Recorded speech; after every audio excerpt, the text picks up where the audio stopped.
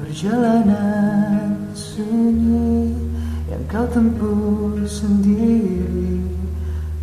Assalamualaikum warahmatullahi wabarakatuh. Bismillahirrahmanirrahim. Hitung juta, 10 juta ini gak sebanding. Malah apa? Proposal itu jangan kamu reken. Yang penting apa? Beliau memang ingin memberi, itu yang kamu reken. Soal proposalnya orang ada regane. Nah ini ngamal itu gak jadi buat kenapa-napa nih. Sing marahin apa panjang jenengan pantes diparingi mergo sampean dadi kawula lah kono bendoro ini kok. Nah pemahaman kayak gini itu harus kita nikmati. Harus kita nikmati. Nek sampean banding, oh sing marahi ana 10 juta iki lah mergo proposal itu. Ya ora ada apa-apane proposalmu dibuat ning tong sampah bar iki. Iya.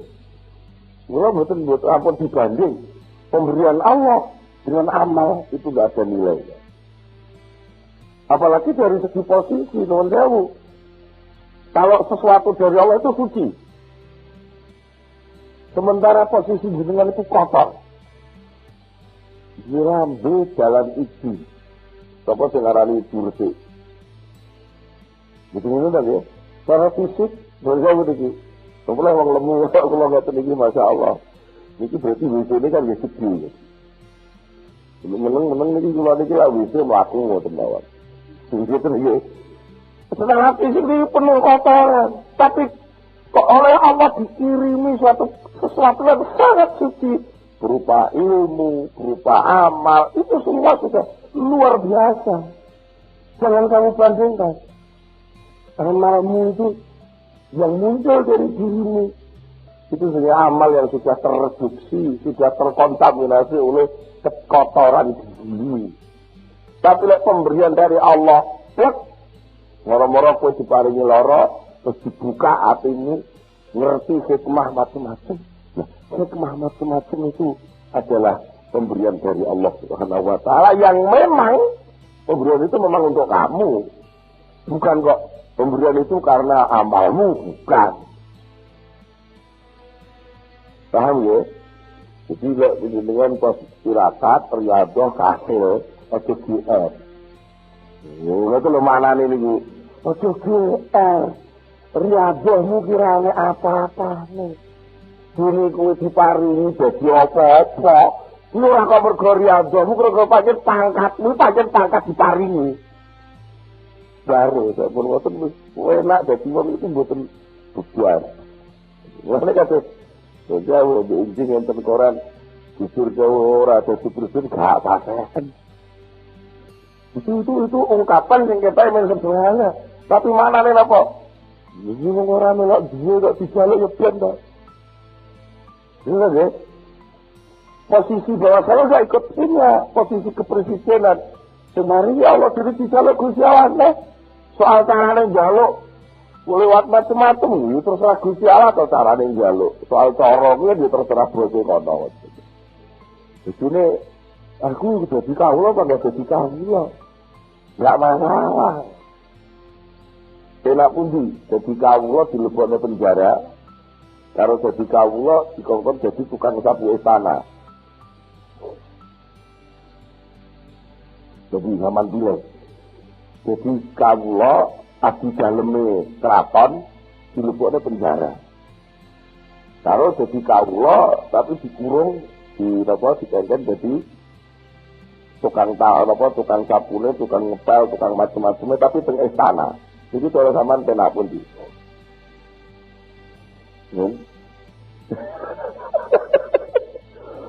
Sing jenenge kamu lah, ya pada ora penak ngoten lho. Betul tapi lo pilih kan lho maknane. Nek karo bendoro nek pancen dikongkon ning penjara orite enggak masalah. Kabeh Nabi Yusuf ya. Gitu ya. Nabi Yusuf ya di penjara, tapi justru di saat Nabi Yusuf di penjara itu justru banyak menemukan banyak hikmah. Nabi Yusuf pinaringan ilmu enggal termasuk ilmu bedah intan. Niku nemune teng penjara. Ngoten. Karena apa? Nalika Nabi Yusuf mlebu penjara pun dawuh, "Asyidu ahabbu ilayya." Mlebu penjara ku luwih kesak seneng katimbang kula kena fitnah skandal kali Zulaikha teng istana ngriki. Ini jadi pundung terus kabeh nuduh Ibunda Zulaikha ada affair dengan Yusuf. Ya walaupun dan menurut ayat Quran ya, hammat bihi wa hammat biha. Hammat bihi wa hammat biha. Siti Zulaikha naksir Nabi Yusuf tak sering naksir Zulaikha. Tapi kalau Nabi Yusuf niku putrane Nabi Yakub sing pun dipageri burhan, dipageri keyakinan sing kuat. Akhirnya Nabi Yusuf itu hama ya naksir, tapi naksir ingin meninggalkan. Jadi sebagian ulama tafsir ngoten. Ya bener naksir, tapi naksir ingin lari dari situ. Buktinya apa? Buktinya bangsa berbledas fitnah itu dia lebih memilih di penjara sebagai formalitas posisi kuda yang kalah di penjara karena dia berani berani nganyak sang juragan putri. Ya apa-apa, dicegah itu nggak apa-apa, tapi ternyata Nabi Yusuf sampai di penjara dia menemukan banyak hal. Mulanya bukan perlu nanti kalau pulau panjenengan dibuka lah pembukaan pengenalan Allah. Jadi yang perlu dipahami oleh Allah membuka pengenalan itu ada kalanya pengenalan itu melalui sesuatu yang bastu, yang sebar, enak, lega, nyenengno. Ada kalanya pengenalan Allah itu melepasi sing tupet, dicengkerem, gak enak, kosong. Soalnya kedua-duanya itu sama-sama pengenalan Allah. Karena Allah itu juga al-qabid sekaligus al-basit. Allah yang tukang nenggerem sekaligus yang memberi keluasan.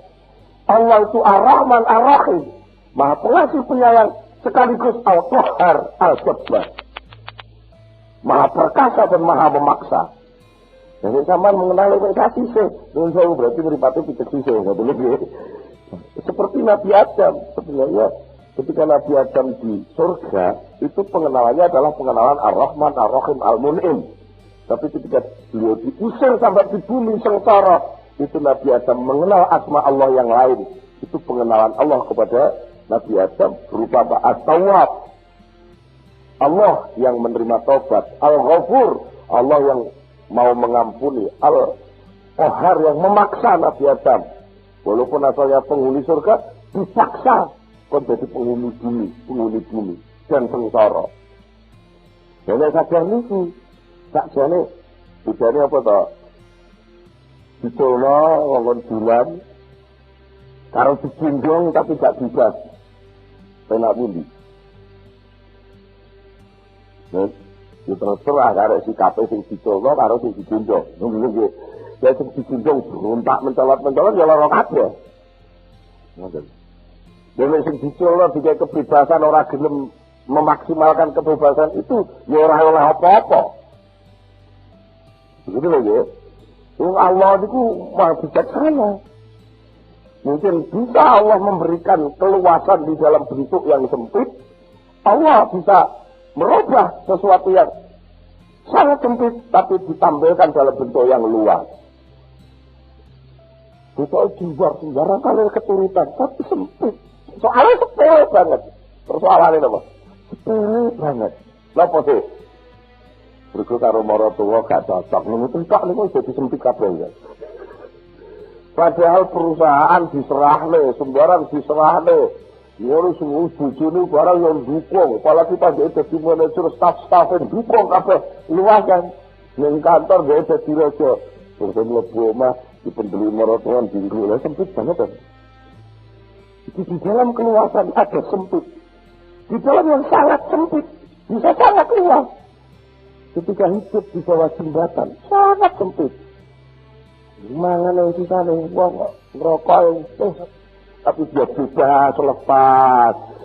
Mumahe sak langit, lantainya sak bumi. Lu luwih luas deh. Ya langit jadi atap rumahku dan bumi sebagai lantainya. Dengan omah kok salah langit tak bumi itu dijumbar banget. Ya, di dalam kesempitan ada keluasan. Di dalam yang luas itu ada sesuatu yang sangat sempit.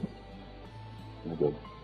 Mungkin nanti aku kayak gua itu luar lah pas ngaji itu kan benar-benar lah. Jadi kayak iya pas rumah orang. Tapi kita ngomong sebenarnya anak kalah loh. Wisuk lo saja ni cek ngawat juga loh. Tani bahaya tidak terjumbang tumbas apel. Dia kalah bekasi itu. Arab gak dituruti. Iya dituruti ngantuk gak dituruti anak gitu. Kalah.